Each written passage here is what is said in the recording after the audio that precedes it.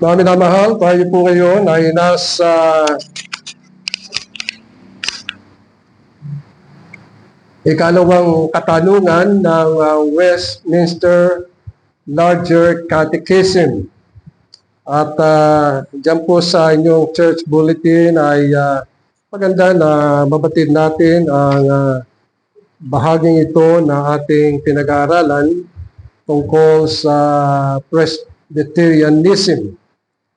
At nagagalak tayo sapagkat ito ang nagiging kanlungan natin tungkol sa katuruan ng ating Panginoon, ang tungkol sa Three Points of Unity, and doon yung Belgic Confession, na doon ang Heidelberg Catechism, Canon of Dort, and then yung Westminster Confession of Faith, yung kanilang pananalig at pananalig din natin, and then din yung Westminster Larger Catechism at Shorter Catechism.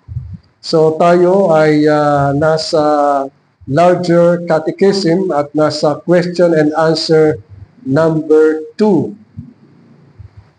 Meron ditong isang tanong na ang tanong ko dito ay paano nahayag na may Diyos? Paano nahayag na mayroong Diyos? Ang sagot ko dito, tunay na liwanag ng kalikasan ng tao at ang magagawa ng Diyos ay nahayag na malinaw na mayroong isang Diyos. Ngunit sa kanyang salita at espiritu lamang ay sapat at makapangyarihang kapahayagan sa mga tao ang kanilang kaligtasan. So sa umaga pong ito ay ang magiging paksa natin ay ang mga langit ay nagpapahayag ng kalwalatian ng Diyos. Napakahalaga na pag-aralan po natin ito. Kumbaga sa nagsisimula muli tayo. Ito yung merong relationship sa Belgic Confession. At ang Belgic Confession po ay doctrinal ang teaching. Ngayon, ang Westminster Confession of Faith ay ganun din na naglalahad tungkol sa pananalig sa ating Panginoon Diyos at ating Ama.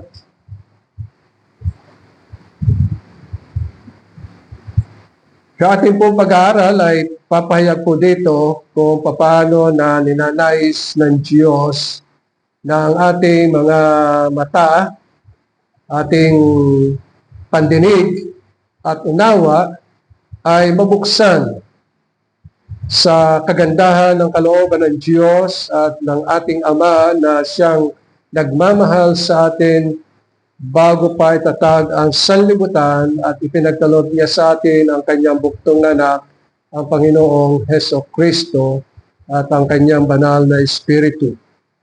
At ang ating magiging scripture reading ay nasa Mga Awit Kapitulo 19 na ganito po ang siyang isinasaad, Psalms 19, at ganito po ang nasa talatang 1 hanggang sa mga sumusunod na mga talata. Nagpapahayag ng kalwalatian ng Diyos ang kalangitan at ang mga gawa ng kanyang kamay ay inihahayag ng kalawakan. Sa araw-araw ay nagsasalita at gabi-gabi ay nagpapahayag ng kaalaman. Walang pananalita o mga salita man, ang kanilang tinig ay hindi naririnig. Ngunit lumalaganap sa buong lupa ang kanilang tinig at ang kanilang mga salita ay hanggang sa dulo ng daigdig. Sa kanila ay naglagay siya ng tolda para sa araw na dumarating na gaya ng kasintahang lalaki na papalabas sa kanyang silid at nagagalak gaya ng malakas na tao na tumatakbo sa takbuhan. Ang kanyang pagsikat ay mula sa dulo ng mga langit at sa mga dulo niyon ang kanyang paligid at walang bagay na nakukubli sa kanyang init. Ang kautusan ng Panginoon ay sakdal na nagpapanatili ng kaluluwa. Ang patutuo ng Panginoon ay tiyak na nagpapatalino sa kulang sa kaalaman. Ang mga tuntunin ng Panginoon ay matuwid at nagpapagalak sa puso. Ang utos ng Panginoon ay dalisay na nagpapaliwanag ng mga mata. Ang pagkatakot sa Panginoon ay malinis, nananatili magpakilanman. Ang mga kahatulan ng Panginoon ay totoo at lubos na katwiran. Higit na dapat silang naisin kaysa ginto. Lalong higit kaysa maraming dalisay na ginto. Higit ding matamis kaysa pulot at sa pulot-pukyutang tumutulo. Bukod dito'y binalaan ang iyong lingkod sa pamagitan nila. Sa pagsunod ng mga iyon ay may dakilang gantimpala. Sinong nakakaalam ng kanyang mga kamalian? Patawarin mo ako sa mga pagkakamaling di nalalaman. Ilayo mo rin ang iyong lingkod sa mga mapangahas na pagkakasala. Huwag mong hayaan ang mga iyon ay magkaroon ng kapangyarihan sa akin. Kung gayo'y magiging matuwid ako at magiging walang sala sa malaking paglabag. Naway ang mga salita ng bibig ko at ang pagbubulay-bulay ng aking puso ay maging katanggap-tanggap sa paningin mo, O Panginoon, ang aking malaking bato at manunubos ko. Hanggang dito lamang po ang pagbasa natin sa banal na salita ng Panginoon. Tatlong bagay ang ating pag-aaralan dito sa Westminster Larger Catechism sa tanong at sagot number 2. Una ay, ano ang ating pinaniniwalaan? Ikalawa, ano ang ating nadidinig? Pangatlo ay, ano ang pinakahaligi at suway ng katotohanan? At unang-una ay, ano ang ating paniniwala?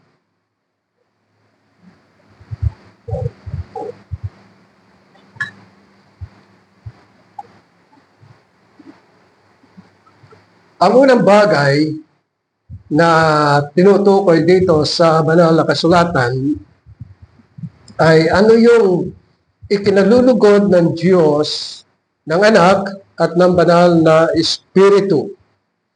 At ito ay masusumpungan natin dito sa naunang talata, talatang 1 hanggang talatang 6. At nais kong muling basahin ang mga bagay na ito para lalo nating maunawaan kung paano ng Diyos ay nagpapahayag at nangungusap sa lahat ng mga tao. At ganito ang siyang sinasad, nagpapahayag ng kaluwalhatian ng Diyos ang kalangitan. Mamaya pag-aaralan natin ang mga bagay na iyon. At ang mga gawa ng kanyang kamay ay inihayag ng kalawakan. At binanggit dito sa talatang 2, sa araw-araw ay nagsasalita at gabi-gabi ay nagpapahayag ng kaalaman. Walang pananalita o mga salita man, ang kanilang mga tinig ay hindi naririnig. Ngunit lumalaganap sa buong lupa ang kanilang tinig at ang kanilang mga salita ay hanggang sa dulo ng daigdig. Sa kanila ay naglagay siya ng tolda para sa araw na dumarating na gaya ng kasintahan lalaki na papalabas ng kanyang silid at nagagalak gaya ng malakas na tao na tumatakbo sa takbuhan. Ang kanyang mga pagsikat ay mula sa dulo ng mga langit at ang mga dulo niyon ay ang kanyang paligid at walang bagay na nakukubli sa kanyang init. Ang paglikha ng Diyos sa langit at lupa ay maliwanag sa paningin ng tao sa kaisipan sapagkat ito ay nilikha sa kawalan. Ibig sabihin, ang langit at ang lupa ay nilikha ng Diyos sa kawalan. Isa ni, wala pang anumang laman ang kalawakan. Wala pang liwanag, walang anuman. Ngunit ang Diyos ang siyang lumikha tulad na sinasabi sa Genesis Kapitulo 1, talatang 1, na nang pasimula ang Diyos ay lumikha ng langit at ng lupa. Ang paglikha ay pagpapahayag ng kapangyarihan ng Diyos. Nilikha sa loob ng 6 na araw at ang mga likha ng Diyos ay mga bagay na hindi nakikita at mga bagay na nakikita. Walang hanggang karunungan ang ipinahayag ng Diyos sa kanyang paglikha. Pinahayag din ng Diyos ang kanyang kabutihan. At lahat ay merong pasimula. At lahat ay merong wakas. Ang Diyos lang ang makapangyarihan at walang hanggan, sapagkat ang Diyos ay walang simula at walang wakas. Ngunit ang kanyang mga nilikha ay may pasimula at ang lahat ng mga nilalang ay may pasimula at merong wakas. At sa pamagitan ng mga ginawa ng Diyos ay sinasaad ng banal na kasulatan na ito ay nalalaman, nababatid ng bawat tao. Ang sabi sa Roma Kapitulo 1, talatang 19 hanggang talatang 21, sapagkat ang maaaring malaman tungkol sa Diyos, inyong pansinin, yung lahat ng mga bagay na naukol at tungkol sa Diyos ay nahayag sa kanila. Sabi sa talatang 19, yamang ito'y ipinahayag ng Diyos sa kanila. Mula pa nang likhain ang salibutan, talatang 20, ang kanyang walang hanggang kapangyarihan at pagka-Diyos, bagamat hindi nakikita, ay nauunawaan at nakikita sa pamagitan ng mga bagay na kanyang ginawa upang wala silang maidahilan. Kasi ang mga tao ay hindi naniniwala sa Diyos. Ngunit ang sabi sa banal na kasulatan, ang lahat ng mga bagay ay pinakita ng Diyos. Ang kanyang mga ginawa. Ang langit, bagamat ito ay hindi nakikita, ngunit alam ng tao na mayroong langit. Alam ng tao na mayroong isang lugar na tinatahanan ng Diyos. At yung mga bituin ay nagpapahayag na mayroong lumikha sa kanila at yun ay ang Diyos.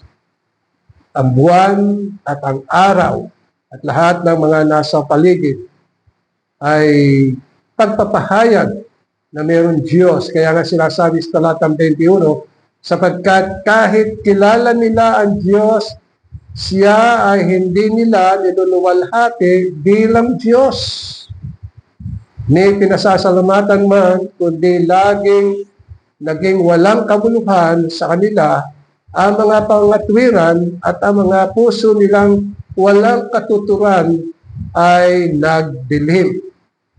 O kaya nga ang Diyos ang siyang lumikha ng lahat ng mga bagay at kanyang nilalang ang tao ayon sa kanyang larawan at wangis. Nilikha na lalaki at babae lamang, pinagkalooban ng sapat na karunungan, immortal souls, pinagkalooban ng kaalaman, karunungan, katwiran, or righteousness, at tunay na kabanalan ayon sa kabanalan ng Diyos. Kaya ang kautusan ng Diyos ay nakasulat at nakatitik sa kanilang mga puso. May kapangyarihang gawin ang kalooban ng Diyos. Ngunit ang tao ay nasa ilalim ng pagkakasala at nagkasala siya laban sa Diyos. Ang tao ay iniwan ang may kanyang kalayaan sa kanyang sarili at may kapasyahan sa kanyang sarili. Ngunit dahil sa kasalanan ay nawala ang kanyang mga kapasyahan. Kaya nga't ang tao ay nasa ilalim ng kautusan na ang lahat ay makakain sa hardin ng Eden, ngunit pinagbawalang huwag kainin ang bunga ng puno ng kaalaman ng mabuti at masama. Kaya ang paglabag na yun sa Diyos, ang siyang naging batay o naging kaparusahan at hatol na may sumpa at kamatayang walang hanggan. Ngunit ang Diyos ay sa kanyang panukala ay nais ng Diyos na mabuhay ng masaya, pakikipag-ugnayan sa Diyos at binigyan ng kapamahalaan ng mga lahat ng nilalang at mga nilikha ng Panginoon ang tao. Kaya nga't ang sabi sa mga gawa, Kapitulo 17, talatang 28, na ang tao ay nilalang mula sa alabo. At ang sabi sa talata, sapagkat sa Kanya tayo'y nabubuhay at kumikilos. At nasa Kanya ang ating pagkatao tulad na sinasabi ng ilan sa inyong mga makata. Sapagkat tayo rin ay mga Kanyang supling. At yan ang mga supling ng Diyos, hindi nararapat sa ating isipin na ang pagka-Diyos ay tulad sa pilak, ginto, bato, o inanyuan sa husay at kaisipan ng tao. So dito nahayag, mga minamahal, ano ang ating pinaniniwalaan. So dito sa Kapitulo 19, ay nagpapahayag yung ating paniniwala, yung ating pananampalataya na ang kalwalatian ng Diyos ay nahayag sa sangkalangitan. Ng kanyang mga gawa, ng kanyang mga kamay ay inihayag ng kalawakan at araw-araw ay nagpapahayag, sabi dito, nagsasalita, gabi-gabi ay nagpapahayag ng kaalaman. At ito ay malinaw na sinasabi sa banal na kasulatan. Ngayon, kung ating bubuksan ang Kapitulo 29, ay dito'y nagpapahayag ang tinig ng Panginoon. Sapagkat ang tinig ng Panginoon ay makapangyarihan. Nais ko munang basahin ito pagkatapos dadako tayo sa mga bagay na ang mga nilikha ng Diyos ay mga nangungusap. Sabi sa talatang 29, mag-ukol kayo sa Panginoon o mga anak ng makapangyarihan, mag-ukol kayo sa Panginoon ng kalwalatian at kalakasan. Iniukol ninyo o iukol ninyo sa Panginoon ang kalwalatian na nararapat sa kanyang pangalan. Sambahin ninyo ang Panginoon sa banal na kagayakan. Talatang 3, at ang tinig ng Panginoon ay nasa ibabaw ng mga tubig Ang Diyos ng kaluwalhatian ay kumukulog. Ang Panginoon sa ibabaw ng maraming tubig. Ang tinig ng Panginoon ay makapangyarihan. Ang tinig ng Panginoon ay puspos ng kadakilaan. Ang tinig ng Panginoon ay bumabali ng mga sedro. Binabali ng Panginoon ang mga sedro ng Lebanon. Kanyang pinalulukso ang Lebanon na gaya ng guya at ang Sirion na gaya ng mailap na guyang baka. Ang tinig ng Panginoon ay nagpapasiklab ng mga naningas ng apoy. Niyayanig ng tinig ng Panginoon ang ilan. Niyayanig ng Panginoon ang ilang sa Kades. Aanak ng tinig ng Panginoon ang mga usa at hinuhubaran ang mga gubat. At ang lahat ng kanyang templo ay nagsasabi, kalwalhatian. Ang Panginoon ay nakaupo sa trono sa ibabaw ng baha at ang Panginoon ay nakaluklok bilang hari magpakilanman. Ang Panginoon nawa ay magbigay ng lakas sa kanyang bayan. Basbasan nawa ng Panginoon ang kanyang bayan ng kapayapaan. So dito tinutukoy mga minamahal na ang tinig ng Panginoon ay nadidinig. At ang mga nilikha at nilalang ng Diyos ay nagsasalita sapagkat ang mga nilikha ng Diyos ay nilikha ayon sa karunungan, ayon sa kaalaman, ayon sa kanyang kapangyarihan. Ano ang mga nadidinig natin? Katulad ng kidlat. May tinig ang kidlat na nagpapahayag ng kapangyarihan ng Diyos. Biro nyo yung basta na lamang.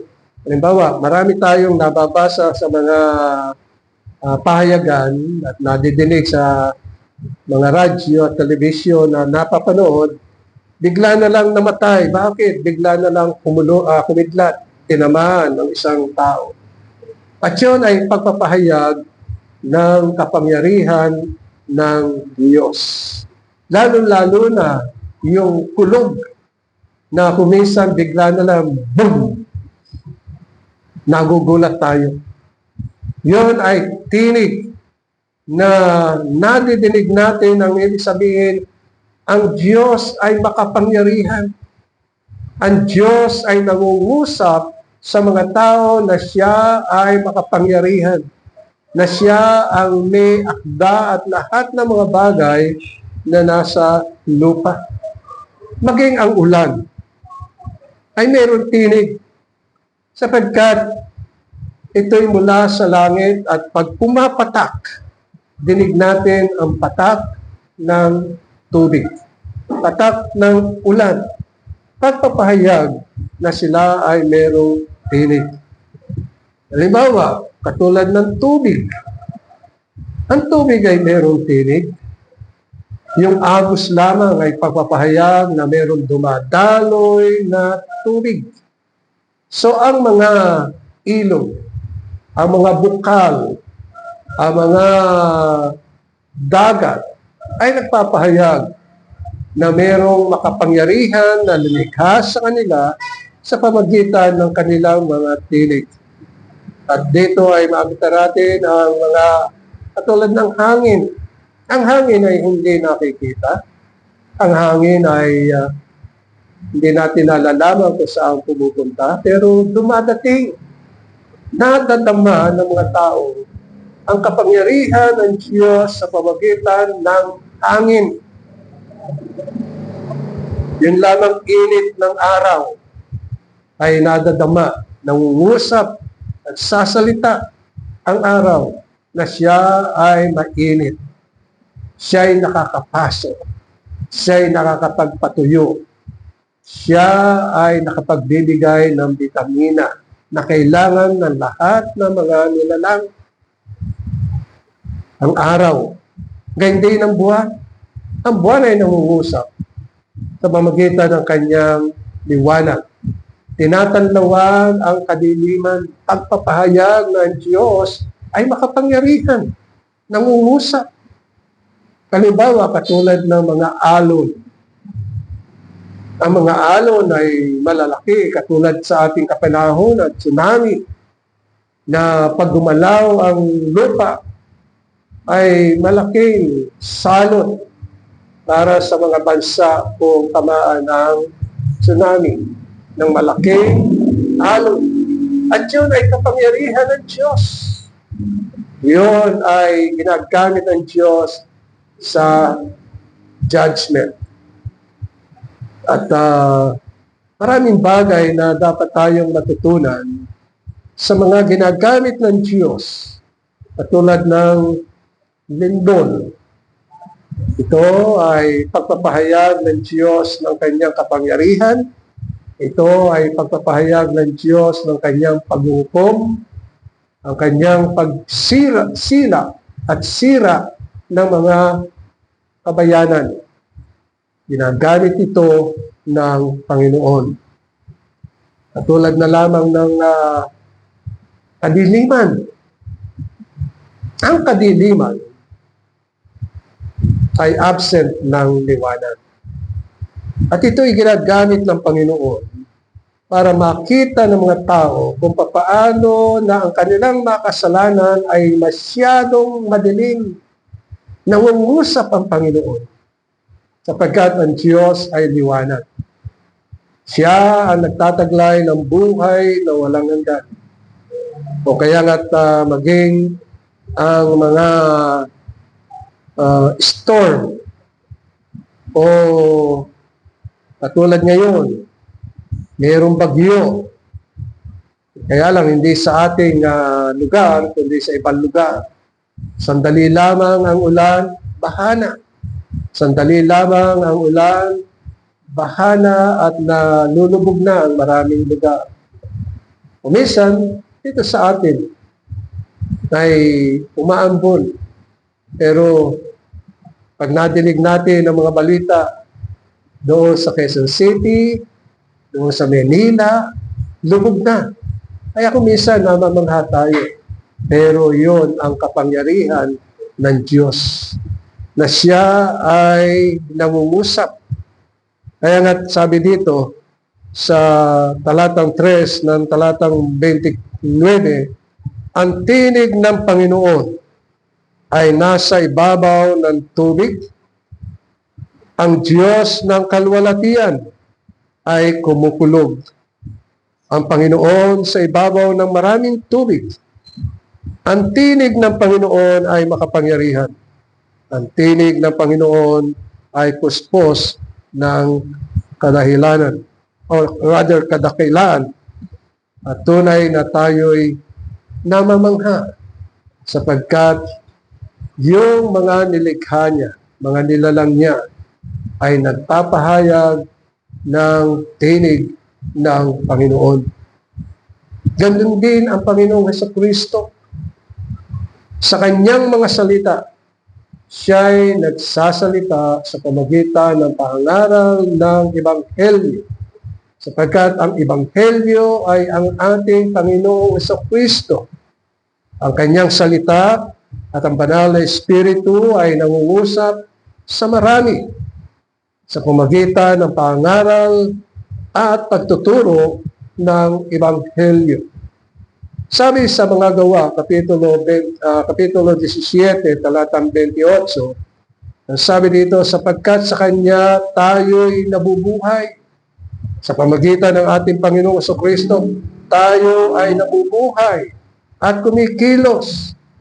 At nasa Kanya ang ating pagkatao, tulad na sinasabi ng ilan sa inyong mga makata, sapagkat tayo'y rin ay Kanyang supling.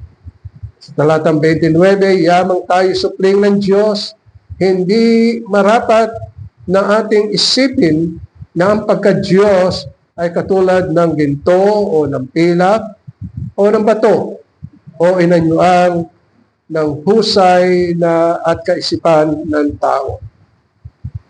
Kaya yung mga nasa kadiliman walang kabatiran tungkol sa Diyos.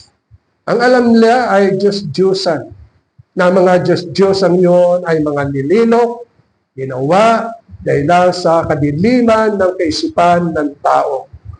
Kaya yung mga santo, ginawa yan ng mga masasamang tao.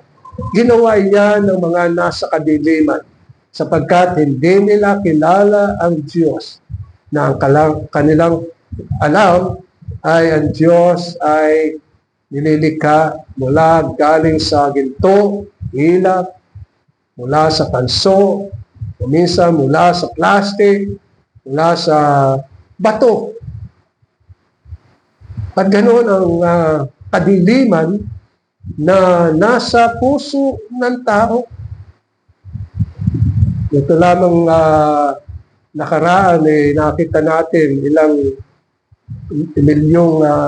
bilyon o libo-libong mga katao ang nananambahan sa kahoy na kanilang tinatawag na Black Nazarene. Samantalang sinasabi ng banal na kasulatan, ang Diyos ay mayroong tinig.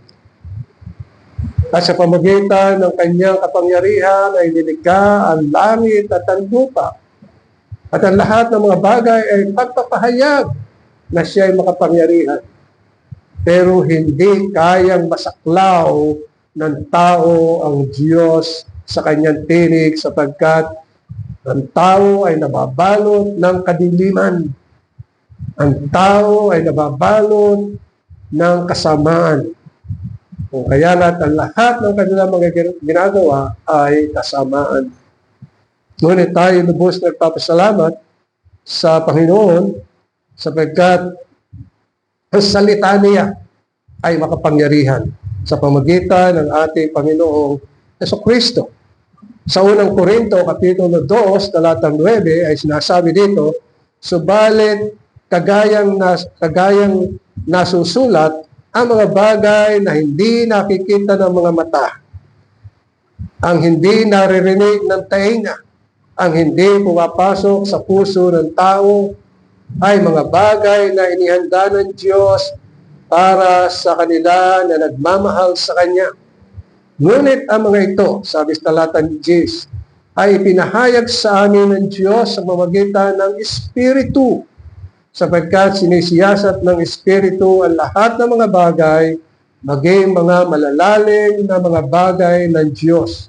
Sapagkat sinong tao ang nakakaalam ng isang kaisipan o ng isipan ng isang tao, ngunit ang Espiritu ng tao ay nasa Kanya. Kaya't walang nakakaalam na mga isipan ng Diyos maliban sa Espiritu ng Diyos. At dito ay tinutukoy mga minamahal na ang mabuting balita ang tungkol sa ating tagapagligtas at tagapamagitan ang Panginoong Jesucristo ay ipinahayag sa atin ng banal na Espiritu sa pamamagitan ng pangaral at pagtinig ng Ebanghelyo ng ating Panginoong Jesucristo.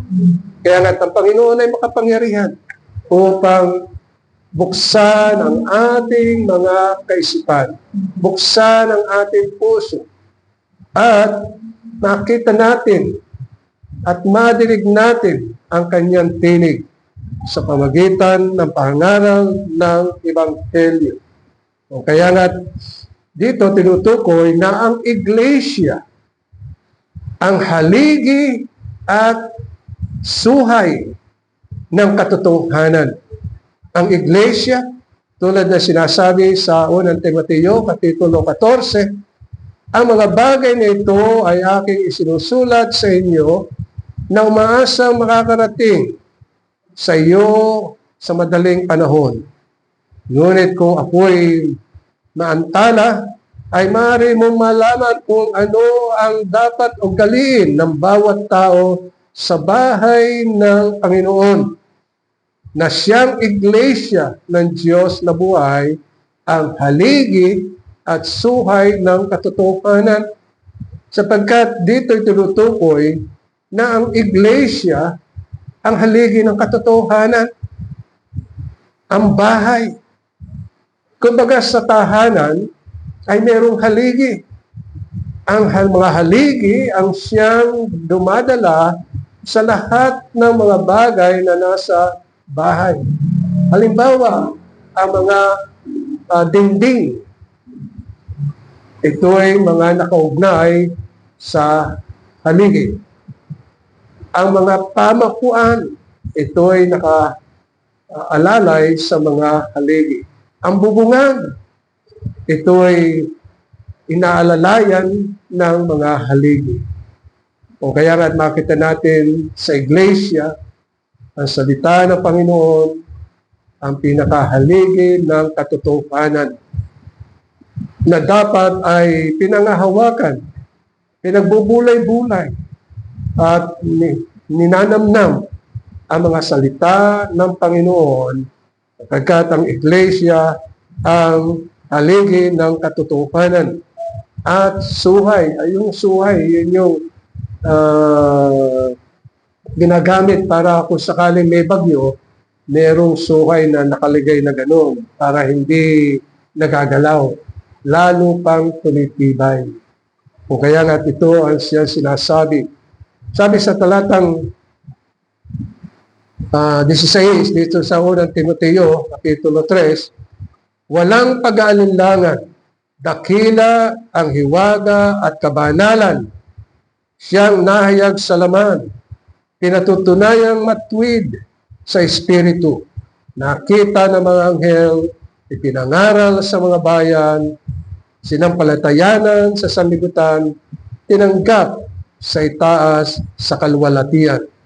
Na ang tinutukoy dito ay ang Panginoong Jesucristo na nahayag sa laman. Ang Diyos was manifest in the flesh.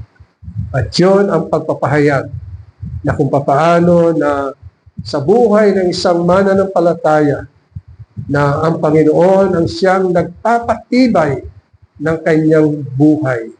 Sapagkat sila ay inaalalayan, sila ay pinapatnubayan, inilalayo sa mga kapamakan, sinusubaybayan, inaakay, at ang kanilang mga paumuhay ay paumuhay na may kabanalan, kawangis at larawan ng ating Panginoong Jesucristo.